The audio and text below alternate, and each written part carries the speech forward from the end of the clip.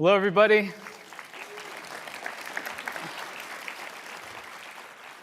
My name is Mike Stern. I manage the design evangelism team at Apple, and it's my honor to be with you today to talk about design.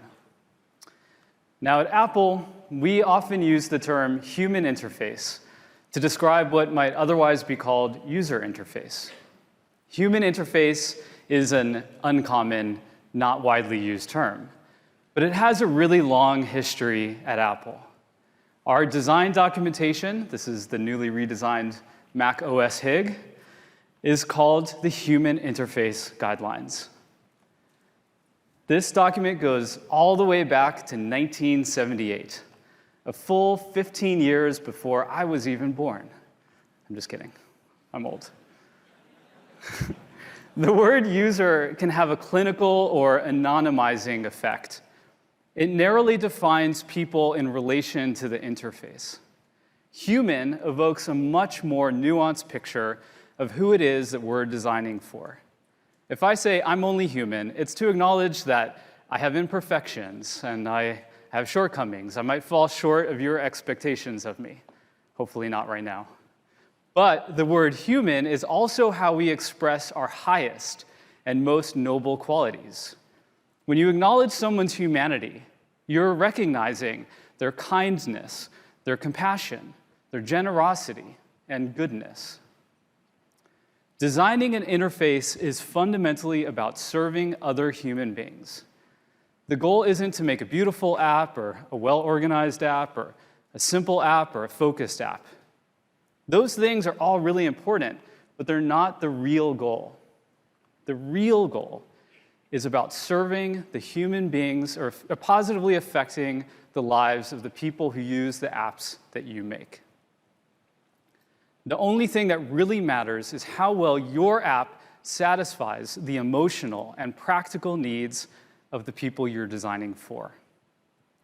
We have the need for safety and predictability.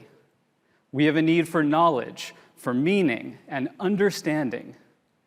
We have a need to accomplish tasks, to achieve our personal and professional goals.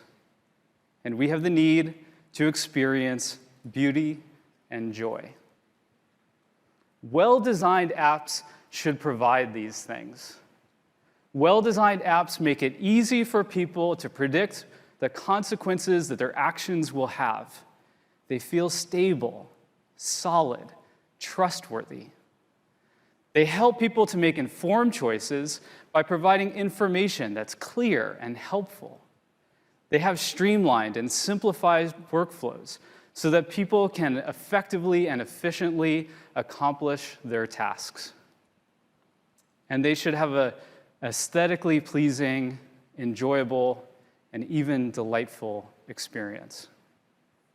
Using apps that provide these qualities is so gratifying, so satisfying. You can tell that the people who made the app fully considered your needs. You sense all the time and all the effort that went into figuring out how to help you get things done quickly and successfully.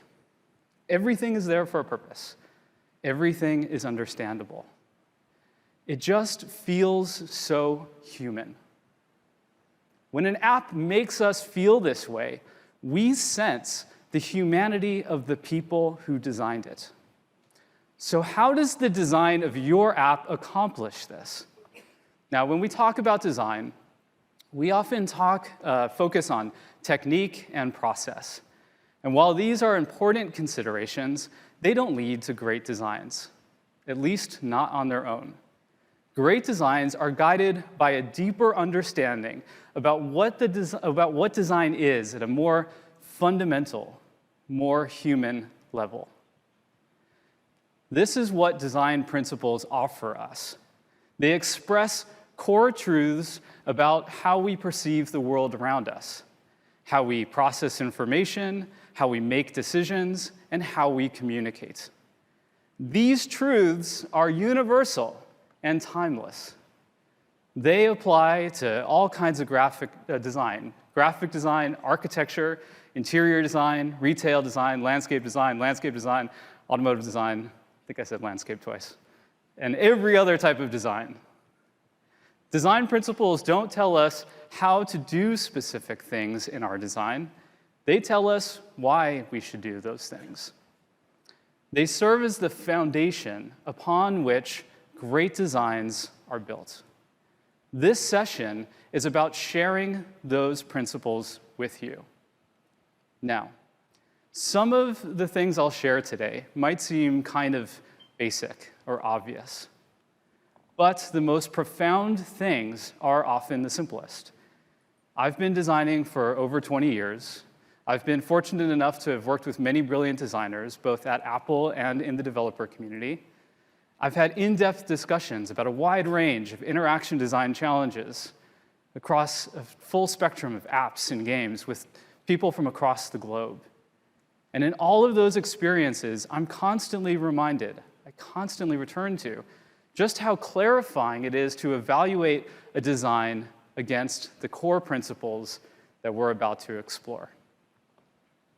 Okay, so because design principles are universal, I thought it would be fun for us to explore how these design principles shape our experiences in the real world. Now, there really is no better way to explore the real world than to travel. So with that in mind, I thought we would all go on a little trip together.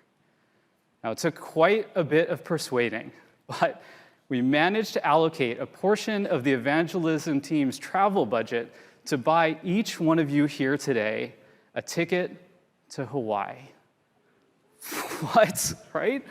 That's pretty awesome. Sandy beaches, rainforest, tropical drinks. Sounds pretty great, right? Okay, who's down? Who wants to go on this trip? Yeah? All right, let's go. Now, our journey to lovely Hawaii is going to begin somewhere slightly less lovely, at the airport. As we approach the airport, we're going to see all sorts of signs. At first, we see signs about how to get to our terminal. Then we see signs that provide more specific information about what's at each terminal. And after we find our terminal and park, we head into the terminal, and we get directions to our gate. And once we get to our gate, we're going to know we're in the right place because there's a big old sign telling us so. And if we're in the wrong place or if our flight was moved, we get directions to nearby gates. And in case there's an emergency or we just want to leave, nearby exits are clearly marked. The system of signs that we followed is what's called a wayfinding system. Wayfinding systems help people to navigate complex environments quickly and successfully. They're critical for helping people to feel oriented and safe. People at airports are tired, they're jet lagged, they're in a rush, they're stressed out. So airports need to think really deeply about wayfinding. Good wayfinding systems offer a comprehensive and understandable list of general locations that people can visit. They provide needed detail about what's in those locations. They're highly contextual. They become increasingly specific as we navigate deeper and deeper into the system.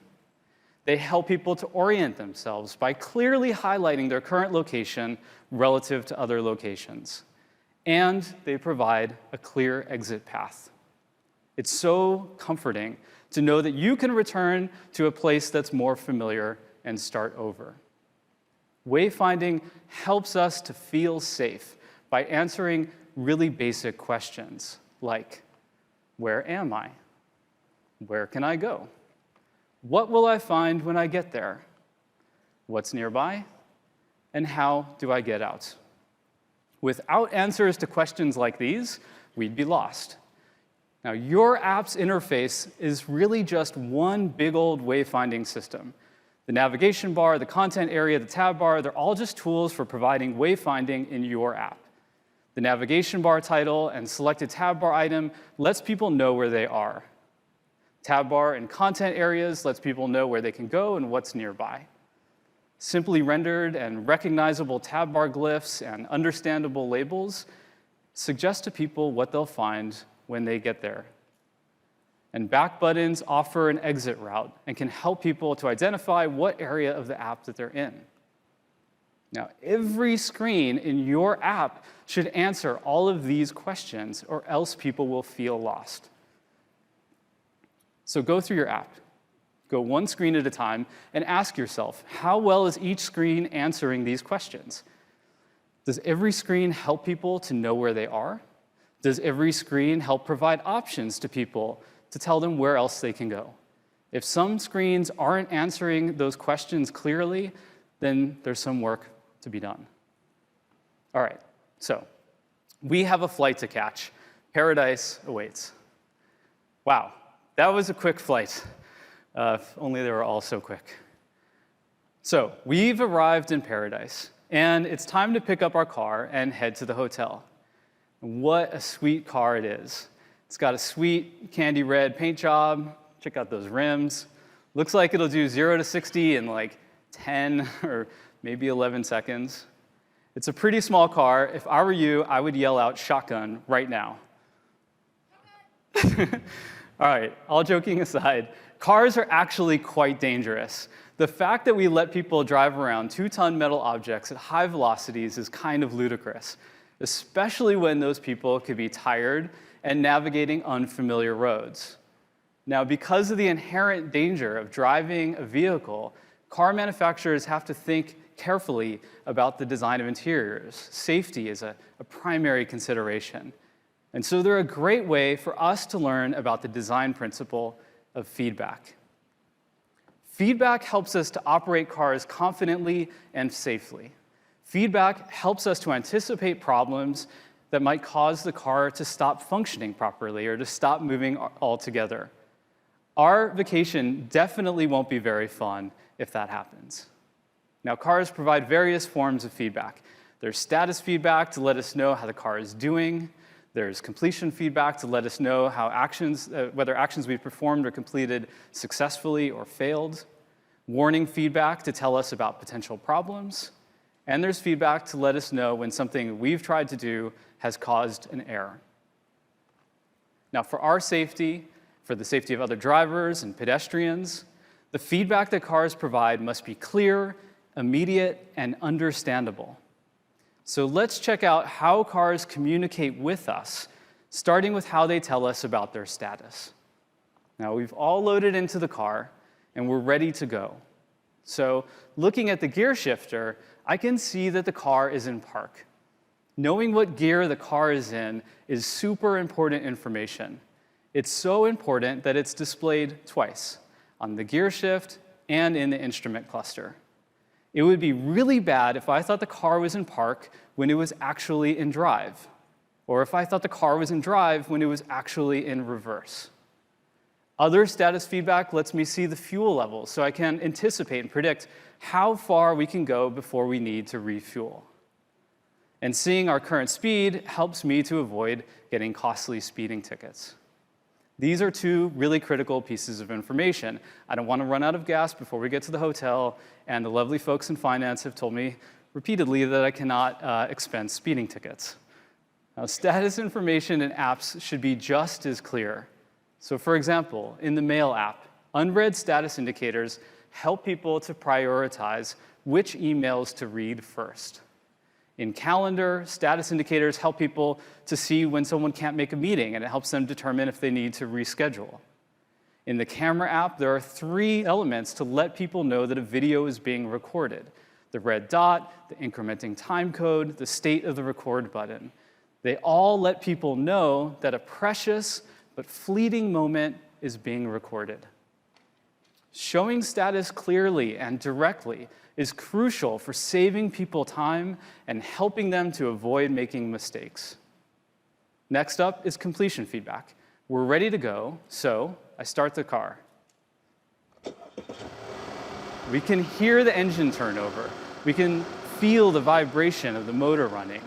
We see that instrument cluster come to life. There's no doubt that we're ready to go. And as I shift from park into drive, I get tactile feedback to let me know that I'm moving through those gears. And as we pull out of the parking spot, we hear the doors lock. This happens automatically, so it's even more important that we get this feedback. All of this feedback is reassuring. It's our car's way of saying, it's all good. I'm doing exactly what it is that you wanted me to do. And this frees me up to focus on other cognitive tasks, like making sure that it's safe to pull out of the parking spot. Completion feedback in apps serves the very same purpose. The sound of a locked iPhone. The animation of an email being marked as unread. Or the animation of an email being deleted. These cues are discrete and they're non-invasive, but they're hard to ignore, and they provide that necessary reassurance that our devices are performing as expected. Of course, confirmation feedback can be even more obvious. The animation and sound of a successful Apple Pay transaction is very hard to miss. Every action taken in your app should provide some form of confirmation feedback, because it's absolutely necessary for letting people know that actions that they've performed were successful. Warnings help people to understand in advance about potential errors. Low fuel level, low brake pads, low oil level. Warnings can be communicated using status indicators, messages in the instrument cluster or built-in display, sounds, or all of the above. These warnings are important. They keep us safe, and they protect our car from damage.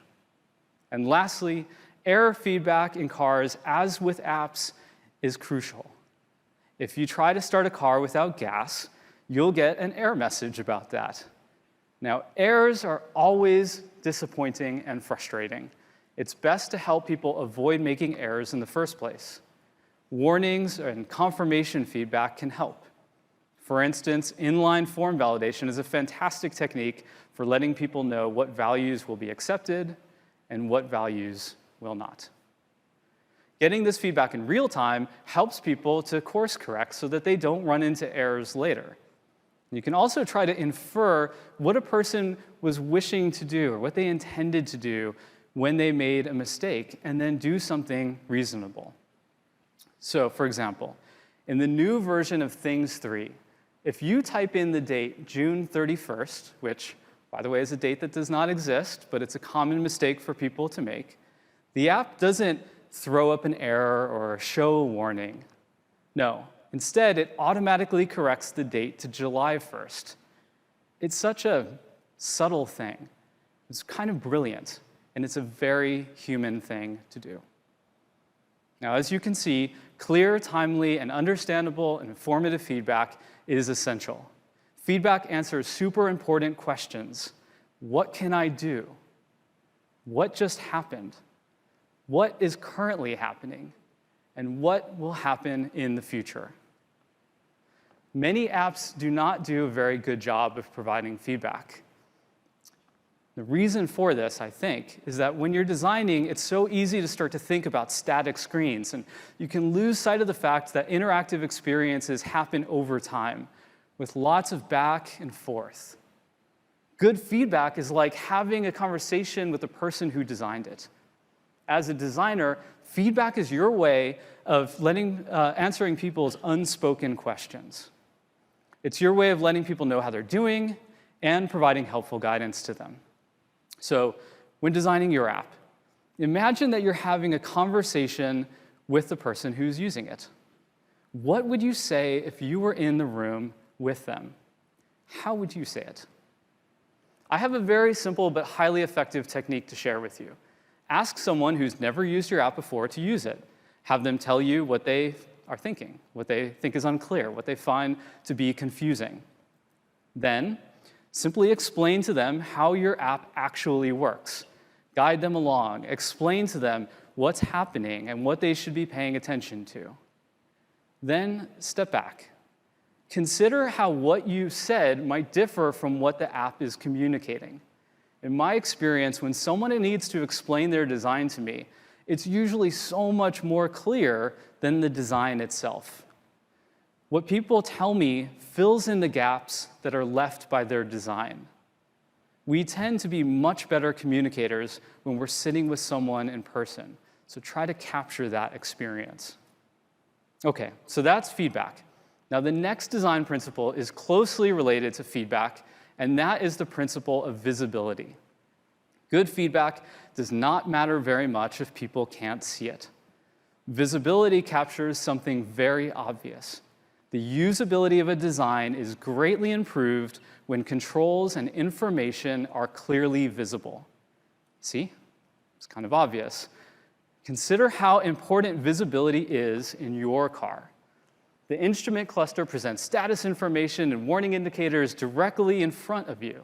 Instrument clusters are visually cluttered. There's all sorts of text and numbers and moving gauges and blinking lights and status indicators. They're not called clusters without reason. But all of this is necessary for operating a vehicle and needs to be plainly visible without you having to move your head or your body.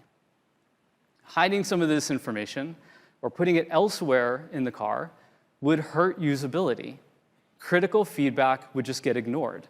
And the same is true for apps.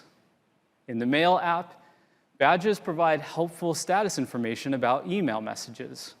Removing that information might reduce clutter, it could look a little bit cleaner, but it would greatly decrease usability. People would have to navigate into each email message to get that information. It would be very inefficient, and it would be very tedious. So it's important to surface key status information at higher levels whenever possible. Or consider the navigation in the Clock app. What if that was hidden into a hamburger menu? People would have a much harder time seeing what other functions the Clock app offers to them beyond what's currently visible. Obviously, there's a trade-off here. Densely packed interfaces can be overwhelming, and they can slow decision-making, especially for people who are new to your app. So visibility has to be weighed against other considerations. Now, with so many of us in the car, I'm starting to feel a little bit cramped, and I cannot wait to get to the hotel. But there's one more insanely important design principle to point out while we're here, and that is about consistency. The principle of consistency is about representing similar design features in similar ways. If you've driven a car before, there are symbols and terms that you're no doubt familiar with. You'll recognize the symbols for door lock, for window, for gas, headlights, battery, oil, and so forth. You'll be familiar with the definitions of words like park, drive, and reverse as they apply to the operation of a vehicle. Consistency also applies to the location and the configuration of controls. We all expect the brake to be on the left and the accelerator to be on the right. Consistency greatly improves the usability of a vehicle. Or maybe it's more clear to just flip this around and say that inconsistency undermines usability. Whoops. All cars share a common design vocabulary for these symbols and terms. All cars position controls in a relatively consistent way. And because of this consistency, we don't have to relearn how to drive a car every time we get behind the wheel of a new one. Now, maybe this is obvious, but consistency is actually hard to achieve. You have to make a conscious effort to be consistent, and you have to be consistent with the right things. You have to fully consider what expectations people have when they come to your app. Those expectations are mostly informed by their experiences with the other apps that they use. The other apps that they use. How do you figure that out? Of course, it's impossible for you to know. But you can make some informed guesses. Perhaps they've used other apps that are similar to the things that your app does. Maybe not. But it's very likely that they've used other apps on the platform. So you should pay attention to platform conventions, like things like iconography and terminology, navigation schemes, and even common workflows for typical tasks. Now, let me give you just one example to make this, I think, a lot more concrete. On iOS, the glyph that we use to represent the concept of an action is an arrow that points up and away from a box. Because the most common action associated with this glyph is share, we affectionately call this a sharrow. I love that name. Now, some apps use a different icon to represent a similar concept. This icon is commonplace. It's used on websites and other platforms. Now, this is a great glyph. Do not get me wrong. There's nothing wrong with this glyph at all. But it's not the symbol that iOS users are most familiar with. This glyph shows up in iOS apps because of the desire to be consistent, to consistently represent this concept in a consistent way across platforms or with your website. This is a perfectly rational and reasonable thing to do, but it is not the right call. From the perspective of the person who you're designing for, it's best to be consistent with the symbol that they're most familiar with. Being consistent will go a long way towards making your app more approachable and usable. Now, look, there's always the impulse to, do things a little bit different. And to be clear, this is a really good thing. You should absolutely be trying out new ideas. That's how innovation happens. But inconsistencies about simple things, like icons and labels, can really trip people up. So it's always best to be consistent unless you have a very strong justification to do otherwise. Now, I'm sure you're all consistently ready to get out of this car and get to the hotel, but there's one last point about consistency that I'd like to make, and it's about internal consistency. Internal consistency is about designing controls to share a similar look and feel that match each other. Your app's glyphs should have a consistent visual style. Text in your app should have a limited number of font faces and sizes and colors, and so forth. Internal consistency helps to make an app feel cohesive or whole. When everything matches, when everything fits, people are given a deeper sense of a product's integrity. We intuitively believe that design choices were deliberate and thoroughly considered, and with very good reason. Being consistent takes self-control and restraint. All right. Now, because our car was so darn consistent, we finally managed to arrive safely at the hotel. That car ride was really stuffy, so you decide to head up to your room and freshen up a little bit. Perhaps you go throw on that fresh new Aloha shirt you picked up at the airport. So when you get to your room, you head to the bathroom, and you turn the handles on the faucet and let the water run a little bit. And after a couple of seconds, you put your finger under the water to check the temperature. It's still a little bit cool, so you increase the hot water a little bit. You wait another couple of seconds, and the water warms up, and you commence face washing. You feel refreshed and reinvigorated. Compared to driving a car, a faucet is really basic. But at some point, you had to learn how to use a faucet. You learned by adjusting the controls of various faucets and observing the results. For example, how did you know which handle controlled the hot water? You knew because, for the most part, hot water is controlled by the handle on the left. And why would you keep testing the water temperature for a few seconds? You did this because you expect there to be a delay between when you adjust the temperature and when the water actually gets warmer. Looking at the water, it's really hard to tell if the water is cold or hot, and we've all experienced burning our hand under a faucet. Now, you don't think about these things every time you use a faucet. You just intuitively expect them. Within each of your brains, there's this tiny little adorable model of a faucet. And that model represents the faucet as a system of parts and functions and behaviors.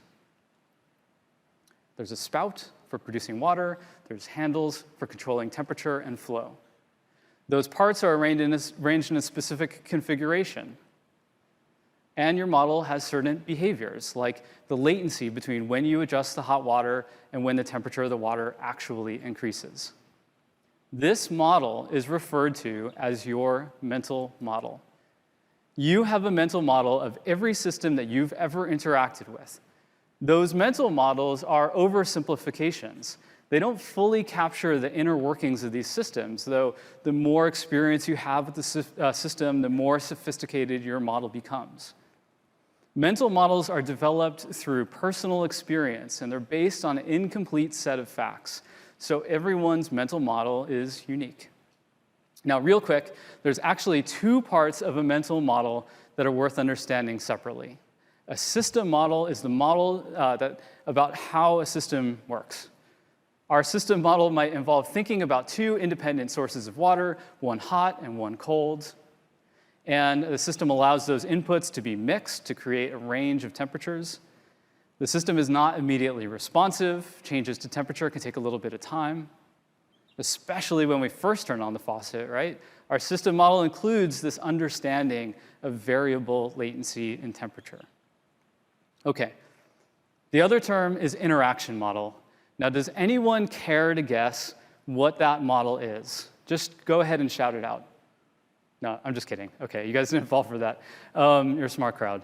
If you guessed that it's a model about how we interact with the system, then you are correct.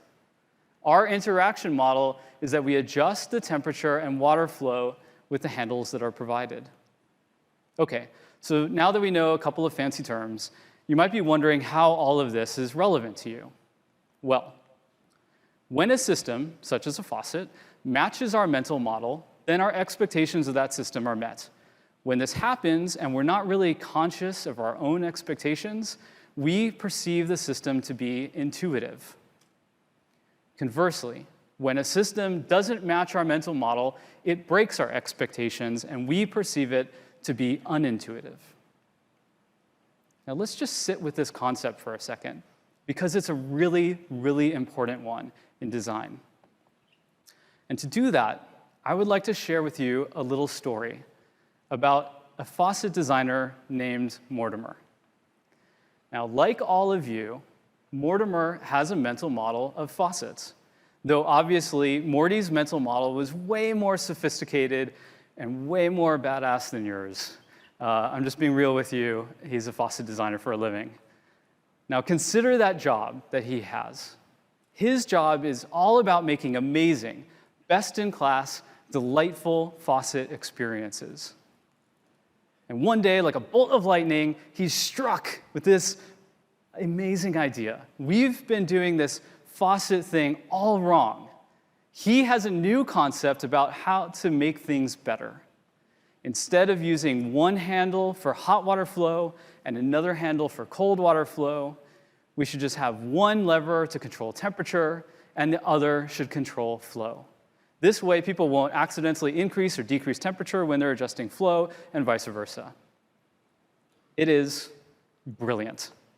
This is why they paid Mortimer the big bucks. Now, at this point, Morty has this new and super awesome mental model about faucets in his mind. Unfortunately, there's just one tiny little problem. Morty's mental model doesn't match the mental model of people have about faucets. When people use the Morty faucet, it doesn't match their expectations at all, and they say it's unintuitive. What's worse, the Morty faucet looks nearly identical to a regular faucet, but it behaved totally different. When people turned on the hot water, no water came out. This mismatch between expected behavior and experienced reality created a major usability problem. Perhaps alterations to the faucet's form could suggest that it had a different interaction model. Maybe adding labels would help. But these are just remedies to a deeper issue. Labels and subtle variations of form are design cues that can be easily overlooked, especially when people have deeply ingrained notions about how a system works and how they interact with it. This is a big issue in app design. Trust me, I have been there more than once. Trying to get people to change their mental model of how your app works is risky. This becomes even more true the more familiar people are with your app. Changes to any long-lived existing product will inevitably be hard for people to adjust to. It really doesn't matter how good or how necessary those changes may be. When considering big changes to an existing app, you have to be 100% positive that those changes will lead to clear wins for the people who currently use your app. Making changes just for the sake of it is not a good justification. Go carefully, test your design, prove to yourself beyond a shadow of a doubt that your innovations are objectively better. If you can do that, then it's good to push through. People will come around eventually. Okay, so it's time to start getting ready for dinner. So you decide to throw on that dope new Aloha shirt, and you exit the bathroom and you turn off the lights by flipping a switch. The sun is setting outside, it's a bit dark, so you turn on a light in the hallway. Then you walk over to the bedroom and you flip on another couple of light switches to turn the lights on out there. This, in a nutshell, is the design principle of proximity. Proximity is about the distance between a control and the object that it affects. The closer a control is to that object, the more we assume there to be a connection between the two. Of course, the bathroom light switch is in the bathroom. Of course, the hallway light switch is in the hallway. Of course, the bedroom light switch is in the bedroom. Greater proximity also makes ergonomic sense. In general, the closer you are to an object or a region of interest, the more likely you are to want to interact with it and control it. People think to turn on the bathroom light when they walk into the bathroom, so by putting that light switch right by the door, it's within arm's reach when they need it most. Proximity is also useful for expressing relationships between controls. So for example, if you see a set of switches on the wall, and you know that one of them controls lights, then it's reasonable for you to assume that every switch is a light switch. If one of them controls a shade, then it'd be better to separate it out from the rest. This configuration makes it easier for people to remember which switch controls the shade and which ones control the lights. Okay, now it's probably worth pointing out right now that we have a very special name for this configuration, this arrangement here on the right. Does anyone care to guess what it is? Just go ahead and shout it out. Okay, you're smart. You're not going to fall for it. I just tried to get you. Okay, if you guessed in your mind that it's a group, then you win a prize. It's a trip to Hawaii. Grouping is a very fundamental and significant design principle. Grouping helps people to understand the relationships between elements, and it's key for giving a design structure. Now, while we all understand this, many apps don't effectively use grouping. It can be easy to overlook. Now, let's take a look at a couple of examples of how proximity and grouping can be used to structure a design and establish relationships between controls and the objects or views that they affect. In Keynote, proximity helps us to associate the view menu with the slide navigator and the canvas area, the objects that it affects. The object creation tools are positioned right above the canvas, which is where those objects go. The animate, format, and document visibility switches are located just above where those panels get displayed. In Sketch, you can see how grouping is used to cluster related controls with each other, like the grouping controls, the transform and edit tools, the pathfinding operations, and the layer ordering actions. Now, I just shared 2 Mac apps, and the need for proximity and grouping is definitely higher the larger your interface is, but the principles are still crucial for smaller screens like iPads and iPhones and even the Apple Watch. Okay, so I think there's time to learn about just one more design principle before we head downstairs to the hotel restaurant and grab some dinner. Let's go back to that shade control again. Now, looking at this control, do you suppose that the shade is open or closed? How about now? Just show of hands here. How many people think that it's closed? Okay, okay. And how many of you think that it's open? Yeah, you guys are a really smart group of people. All right, mapping is how you know that it is closed. Mapping is about designing controls to resemble the objects that they affect. Shades go up and shades go down. So it makes sense to use a control that mirrors that up and down movement. There's no ambiguity about how to raise or lower the shade. Mapping also relates to how controls are arranged relative to each other. Their order should resemble the configuration of the objects that they affect. So let's say these light switches control 3 sets of ceiling lights in the bedroom. Good mapping involves arranging the switches to mirror the layout of those lights. By focusing on mapping, it's so much easier to make choices about where to position controls, how to order them, and even which controls to use. I mean, we've all seen light switches that look like this. You'll often find labels when mapping is unclear. It's a telltale sign. But it's not a particularly good solution. Reading takes time, and it doesn't help people to memorize the location of controls or how they should interact with them.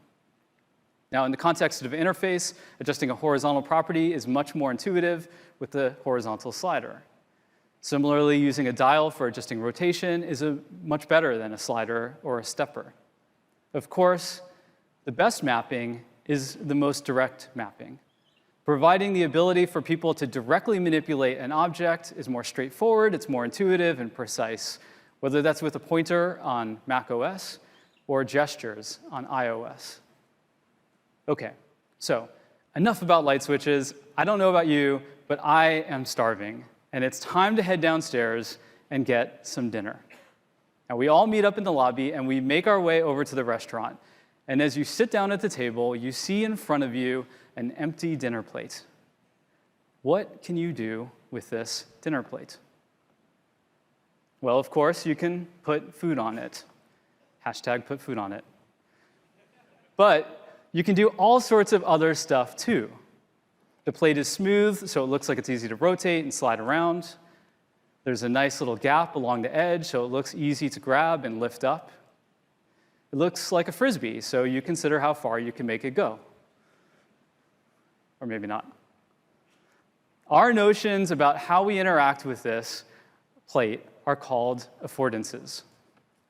In other words, a plate's physical characteristics provide visual and tactile cues about what interactions the plate affords to us. A plate's physical characteristics make certain actions seem possible and others less possible. We look at the plate and we think, I'm going to put food onto this object. Or we might also think, I'm going to use this object to transport my food to a different location. We don't look at this plate and think, I'm going to use it for drinking water.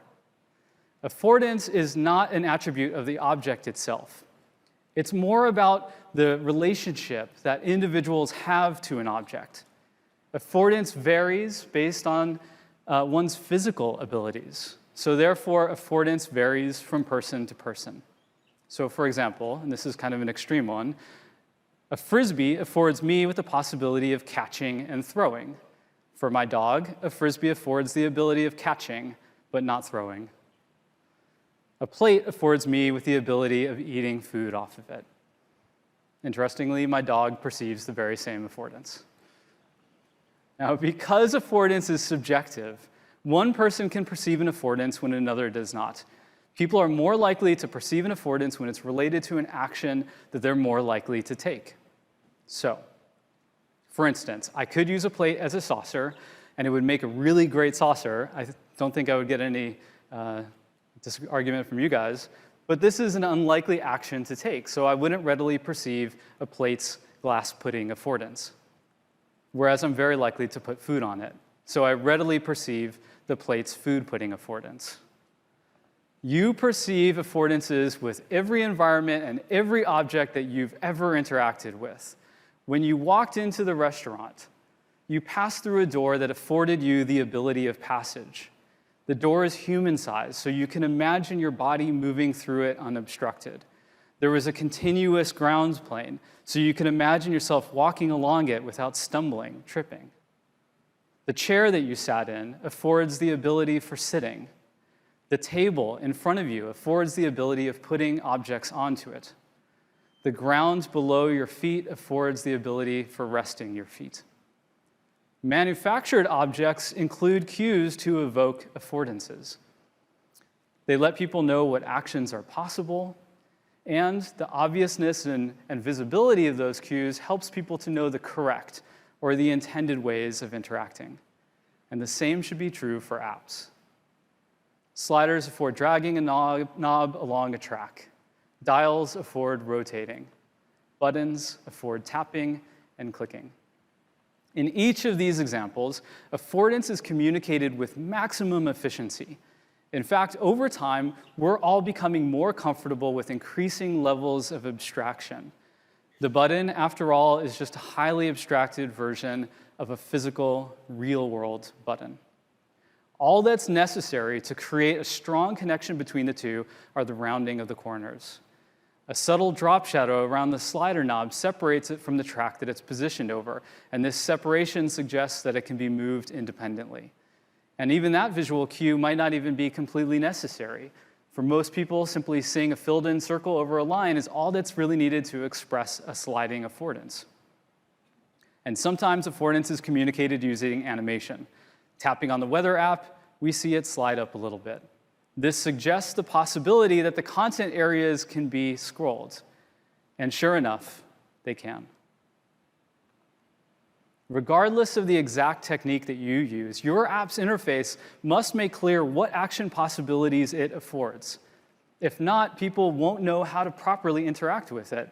They'll interact in ways that your app doesn't support, and they'll confuse controls for non-interactive objects. Okay, so now that we know where our food is supposed to go, it's time to order.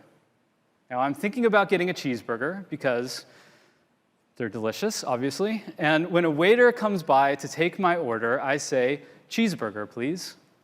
He then asks how I would like it cooked, and medium, I say. He then asks what kind of cheese, cheddar, Swiss, Jack, Gruyere, cottage. Cheddar, I say. He then asks whether I would like bacon, egg, avocado on it. None, I say. I'm trying to keep my figure. He then asks whether I'd like salad, fries, or onion rings. Onion rings, I say. He then asks if I realize that cheeseburgers and onion rings are very high in calories, to which I reply, fake news. This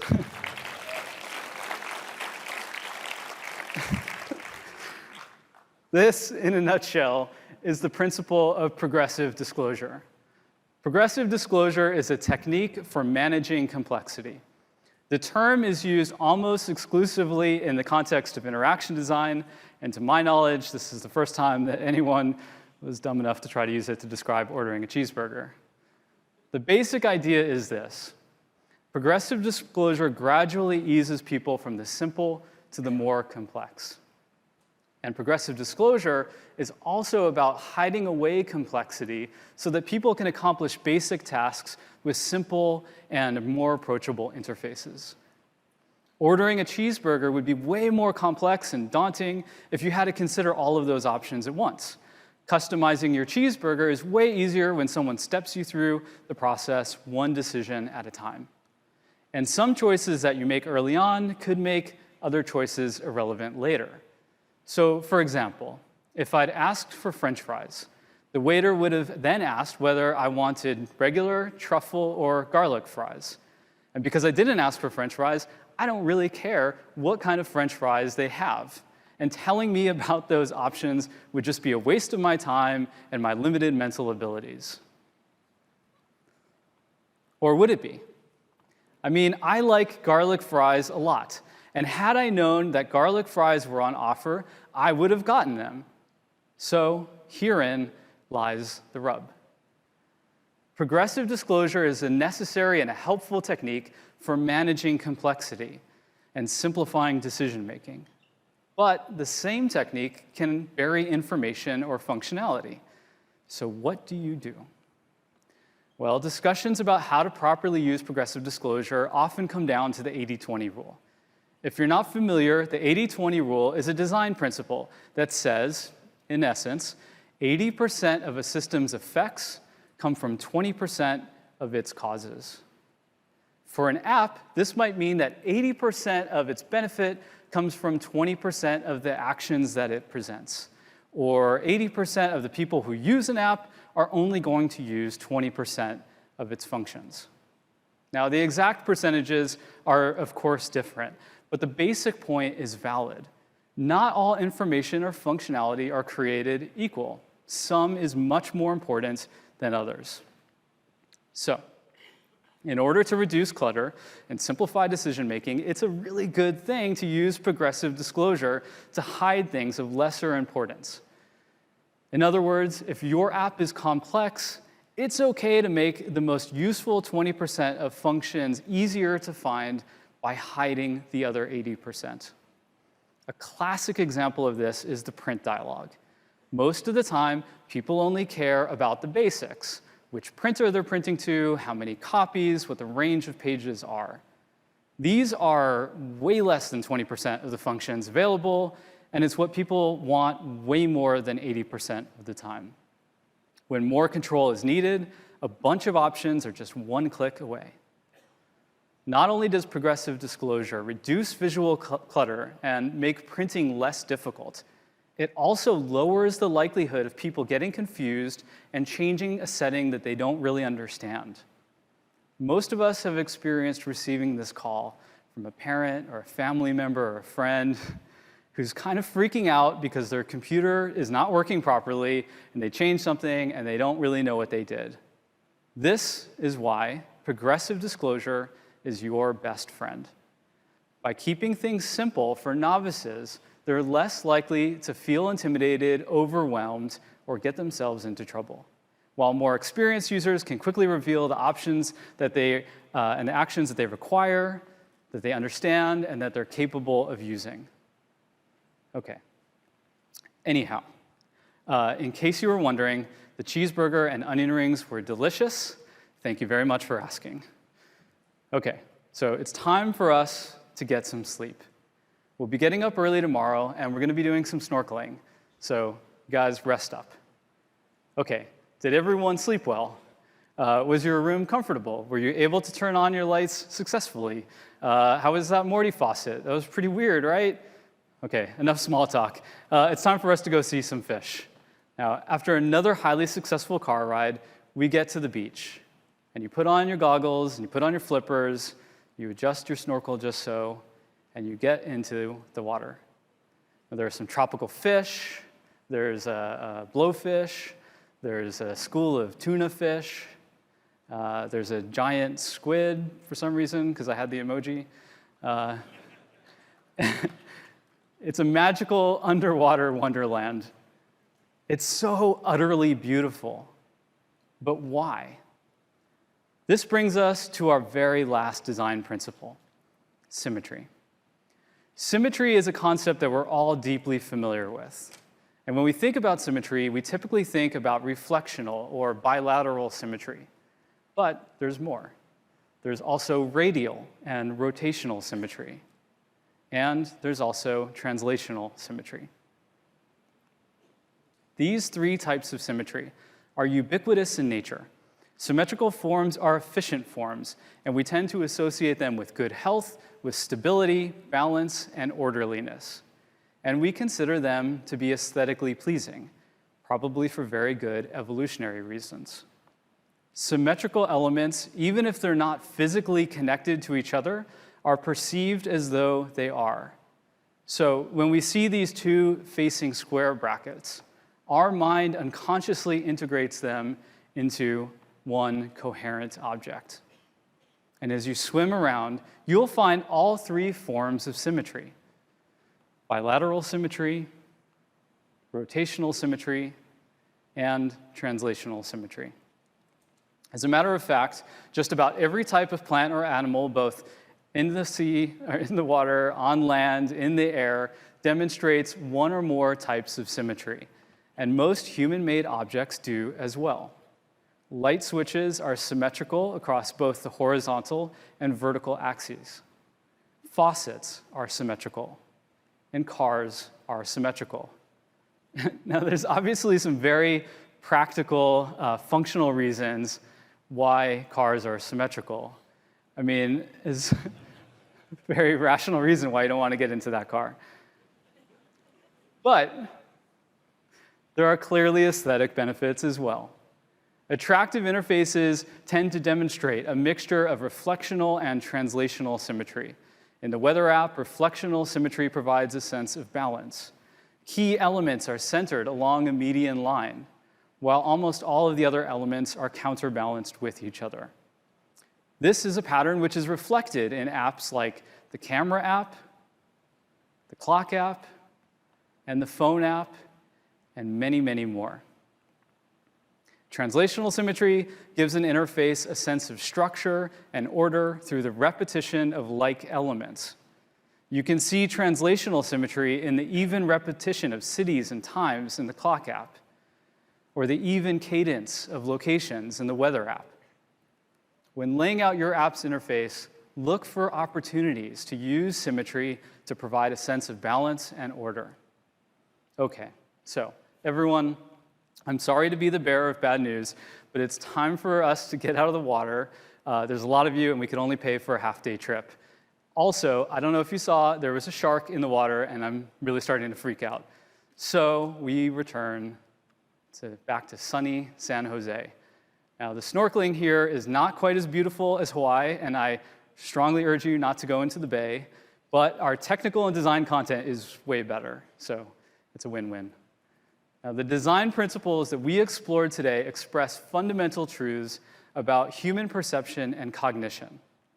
They are simple but powerful reminders about the true nature and purpose of design. They provide a framework for understanding and a language for articulating a design's strengths and its shortcomings. My hope is that in sharing these principles with you today, you'll come away with a clear sense of how your app's designs can help to fulfill those basic needs that we all share. The need to feel safe, the need to understand, the need to achieve our goals, and the need to experience beauty and joy. Now, to be sure, while these principles are in many ways quite simple, applying them to your work is not. Each of these principles could lead you into different directions about what you should do with the design of your app. Designing is so often about resolving those differences. This is something that the very best designers struggle with. It's also possible to have too much of a good thing. Too much feedback gets annoying. Too much visibility is distracting. Too much progressive disclosure can make workflows inefficient. So you have to be measured in your approach and exercise judgment and discretion. And the relevance of each principle can vary depending on what kind of app you're making. Platform, screen size, use case, the experience level of the people who you're designing for. These factors and more should influence what principles are most relevant at any given moment. Working through this can be challenging. No one said that designing is easy, but I do not want you to be discouraged. Designing is a lot easier when you understand the fundamentals. Let these principles be your North Star. They will guide you towards making apps that better serve the human beings that you're designing for. And that is the thing that matters most. And in turn, the people that you're designing for will recognize, on some level, all of the hard work that you've invested. They will appreciate the thoughtfulness and care, and they will sense the humanity of the people who made it. Okay, so for more information, check out this URL. And I want to highlight how many amazing design sessions we have for you this week. We actually have 8 design sessions, which is more than we've ever done before. We have 3 sessions that have 5 mini sessions in them each. There's a lot of fantastic content. In particular, I want to highlight a couple of sessions. One is called Designing Sound. It's being given by the person who makes basically all the sounds that are on your devices. It is nothing we've ever done before. It's really fantastic. It's this afternoon. And you should go check out tomorrow a presentation called Designing Across Platforms, which helps to solve really tricky issues about how to adapt your app to different platforms. It's really awesome. Okay, you guys, it's really been an honor and my pleasure to talk with you today. Thank you so much.